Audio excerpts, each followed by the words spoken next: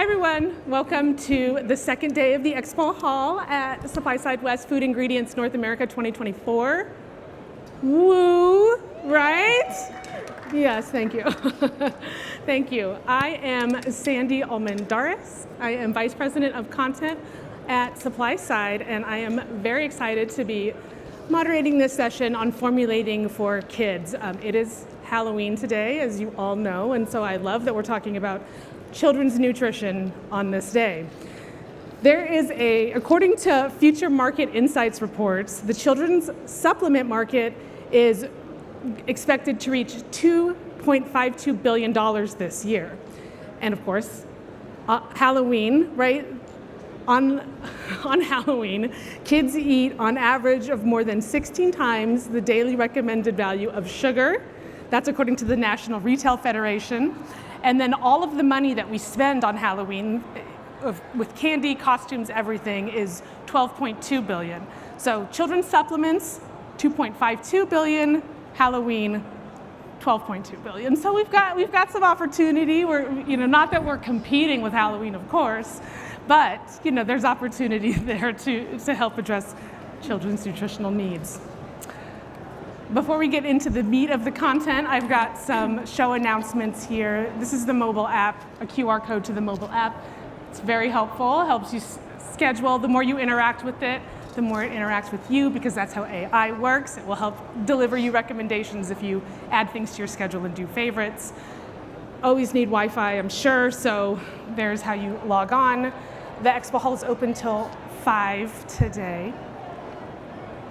And then I am excited to introduce our panelists. So we will be starting with Will Cowling. He is the commercial manager of FMCG Gurus. From there, we will go to Mary Ann Walsh. She is a registered dietitian and president of Walsh Nutrition Consulting. And then we will follow with Jean Connery, who is current board member of the Forum, and she is a board-certified OBGYN and past president of the American College of Obstetrician Gynecologists and the International Federation of Gynecology Obstetricians. Did I get that right? It was a mouthful, so please bear with me. All right, well, thank you, and without further ado, I'll kick it off to Will. Perfect. Hello everybody, so my name is Will Cowling. I am the commercial manager at FMCG Gurus.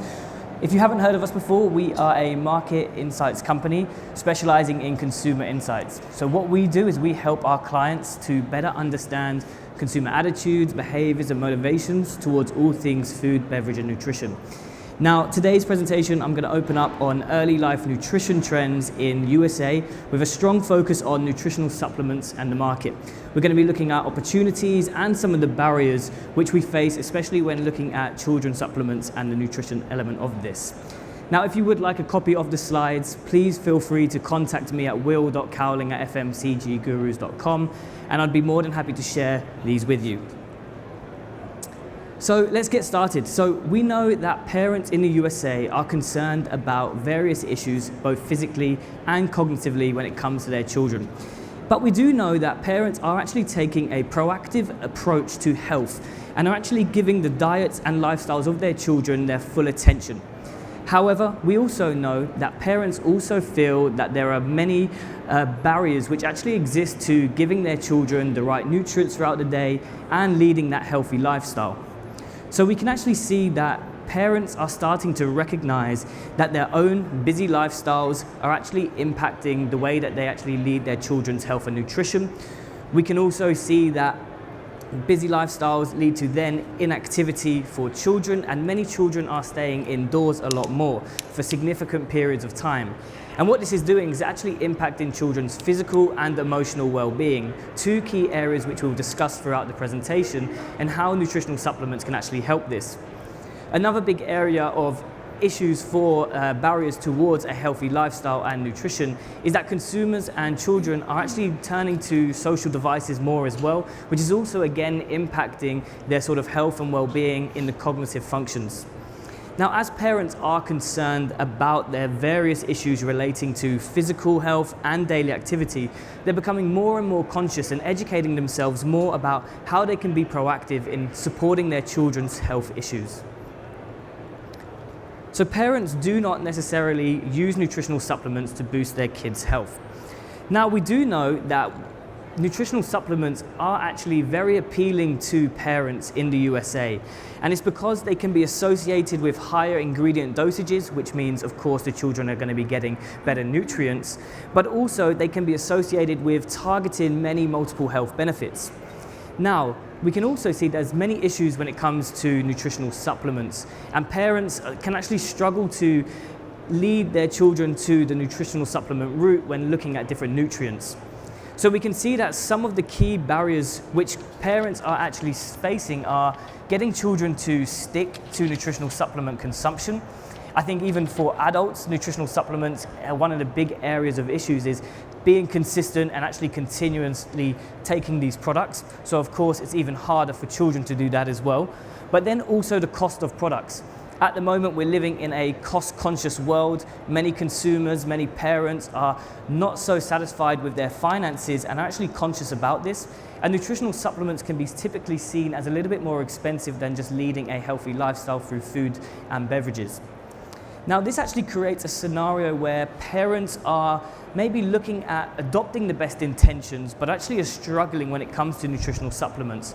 So what they're actually turning to is, instead of looking at specific health issues, they're actually looking at supplements more on the general health and wellness trend for their children. Now, as such, greater focus is actually being placed on attempting to lead children to focus on being exercising more, leading a healthy lifestyle, and also just turning to the right food and beverages, as it can be seen as a little bit more inexpensive than turning down the supplement route. Now, parents state that they face various challenges when actually leading that and maintaining their kids' health. Now, as mentioned already, parents recognize that they are actually the primary responsibility for their children's well-being. And nevertheless, they do recognize that challenges prevent them from doing this. Now, one area which consumers and parents are actually very cautious about is nutritional labeling. Now, we can see that many parents actually struggle with being loyal to brands because they feel that brands may actually be hiding certain ingredients such as sugar within food and drink labeling, actually making labeling more complex to hide some of these ingredients which consumers are concerned about. Now, what this means is it's actually showing that consumers and parents are expecting greater transparency from brands, especially when it comes to the early life nutrition industry as well. Now, parents can also feel that eating and drinking healthily can be super expensive, and that actually means that many feel that they're going to have to trade off between affordability and nutritious products. Now, this is something which, again, then actually creates an opportunity for the nutritional supplement world. It actually shows that if we can position nutritional supplements around offering a quick, convenient, and value-driven way to obtaining various nutrients, addressing many health issues in one area, it's going to be really, really appealing for consumers to actually turn to some of these products. But I think one thing we must also relate to the nutritional supplement world, especially when looking at the children's market as well, is making sure that the delivery formats are, and we're focusing on ease of use. Nutritional supplements can typically be seen as challenging for many children and many adults, so making sure that ease of use along with focusing on key core health areas is going to be really important. Now, over the next few years, emotional wellness will also be a key issue that the industry should look to address. Now, on the previous slide, we actually looked at cognitive health and weight management being two of the key areas which parents are looking to focus on when addressing their children's health and nutrition. But what we're seeing now is that whilst those are two big areas, many parents are actually focusing on emotional wellness, as it's actually a key issue for parents to look at addressing for their children.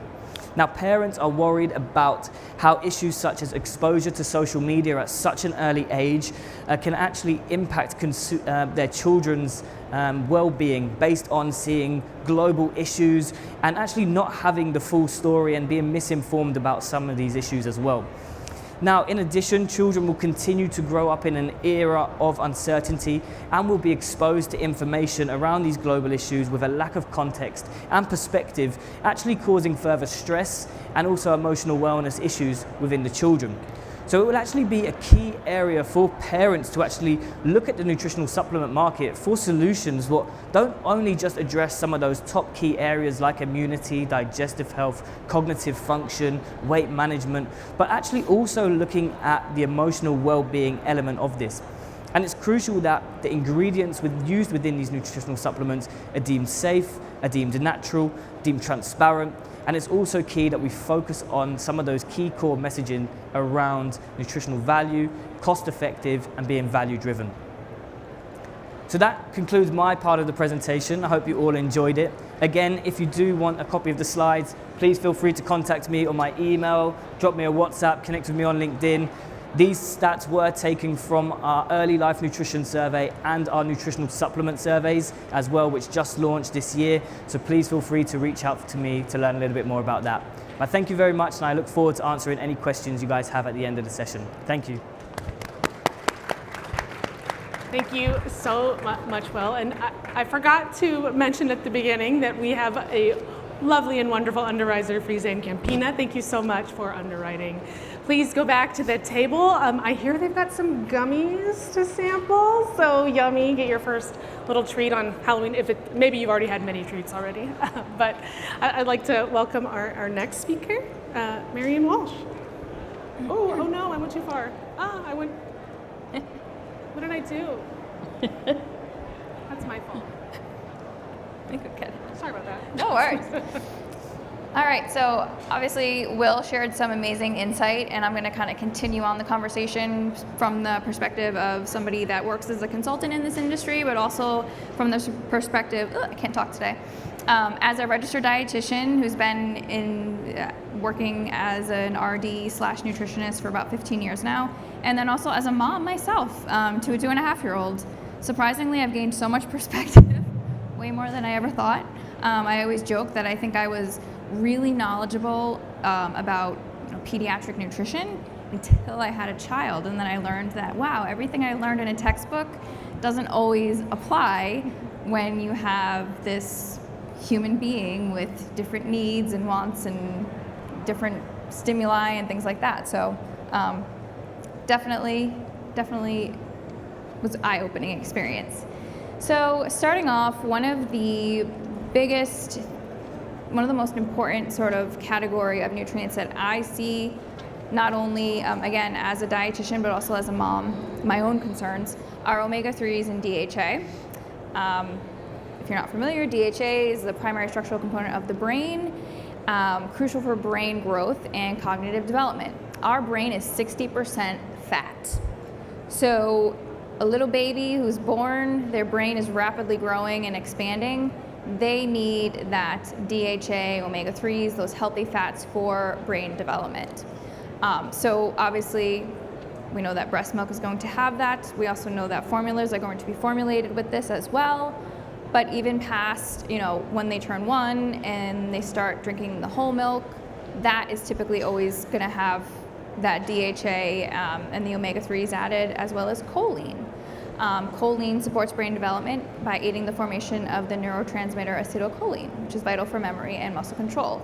And I think, again, most of us could agree, whether we're parents or whether we have children in our lives, that it's just so important with all of the social media and screen time concerns and everything that's kind of just coming at them, that we really want to give them a fighting chance when it comes to their cognitive abilities, their abilities to learn and pay attention and focus and things like that. So,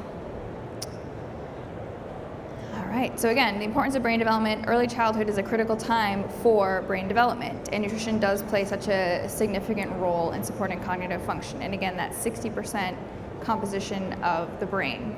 When I first learned that years ago, I just found that so fascinating, that our brain is 60% fat. So next, I want to talk about added protein for picky eaters. This is something that sometimes we talk about, that we're in a world where a lot of us probably get more protein than we need on a typical basis. With children, obviously can kind of come and go as their tastes change. You know, one week they might love meats, chicken, things like that. The next they might literally just like throw it off their plate and look at you with disgust and ask for a packet of gummies, what are the little fruit snacks, things like that. So we know that with children they can be picky. So finding ways to add in protein for those times when, again, as parents, we're sort of struggling to get protein into our children's diet. We know the importance of protein, building blocks, the amino acids necessary for overall development. Also satiety.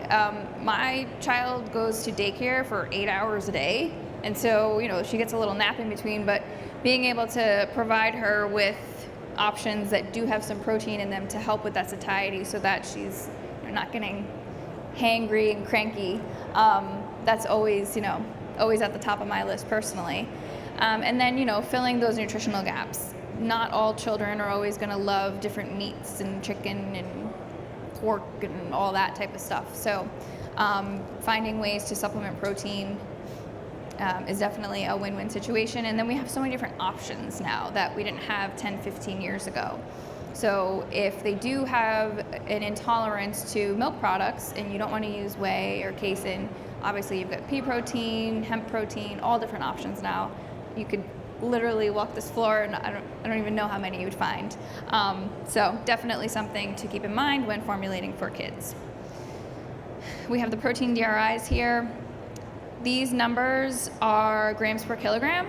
So we were actually joking about like Celsius and the conversions because, you know, he's from the UK and being from the States, but this is one that we've kept in the running here in the States, talking about grams per kilogram for the protein recommendations. An easy way to figure this out, so you take your weight and you divide it by 2.2 to get the kilograms. To make it easy, let's just divide by 2. So say you have a child who weighs 30 pounds. Again, I keep referencing my child because that's where my brain is.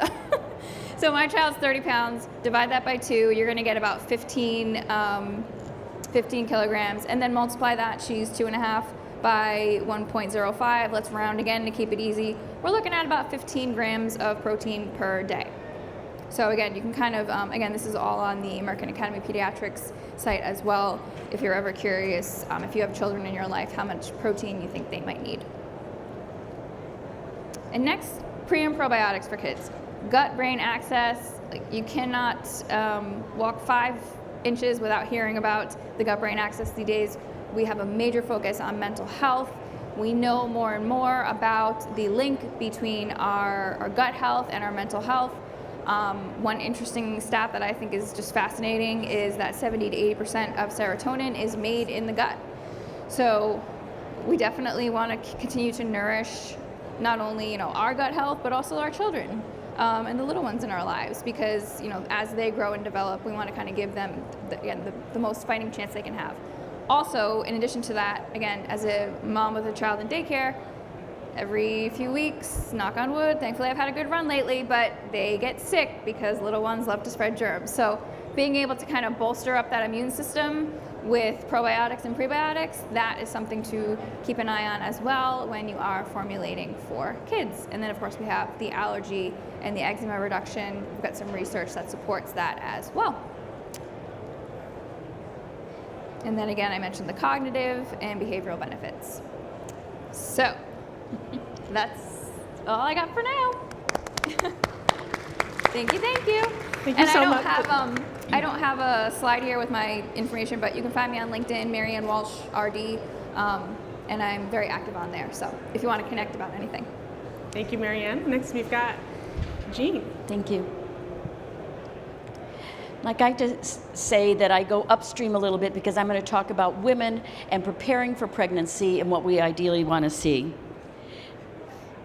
My goals really are to talk about the impact of environment and environmental exposures on women's health, and therefore the impact on a pregnancy and on a child's health.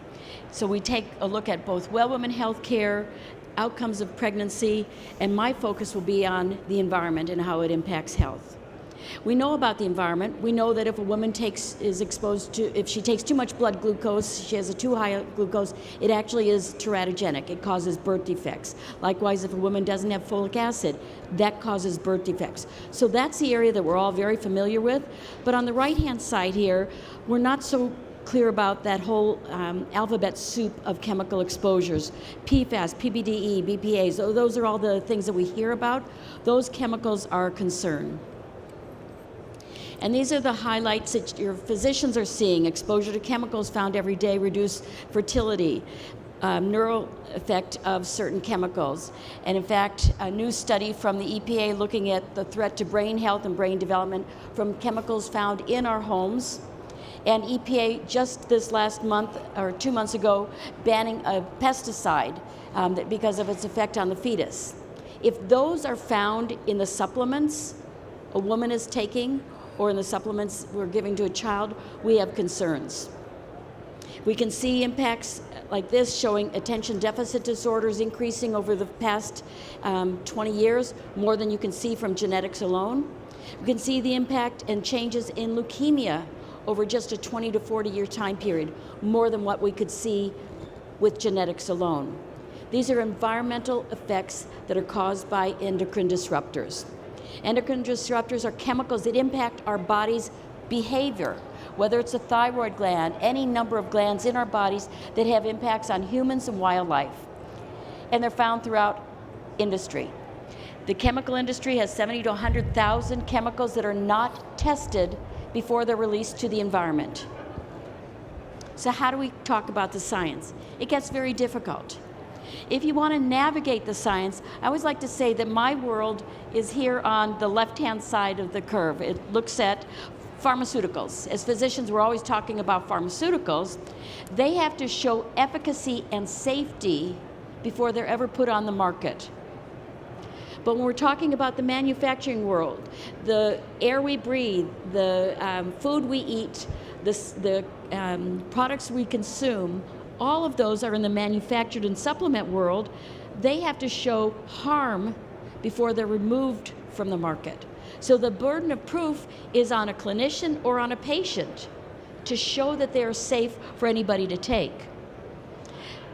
The American College of Obstetricians and Gynecologists and the International Federation of Gynecology and Obstetrics have both issued concerns about exposure to toxic chemicals in all of the different products we have.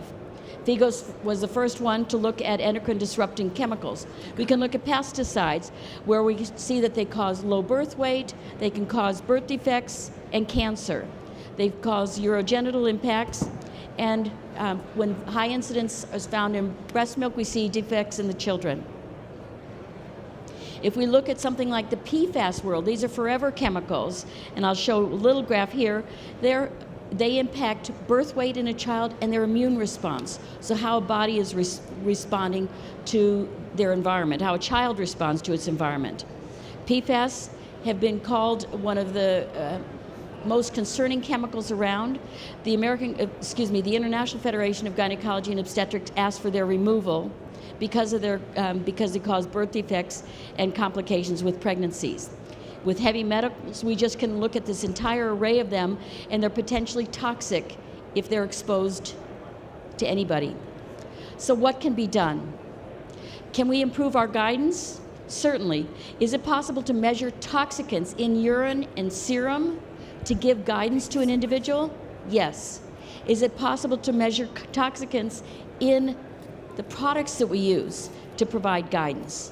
That's clearly a yes. So we know that we can measure them. And preconception to infancy is a standard that we're saying is safe from the preconception time through infancy if it meets our criteria.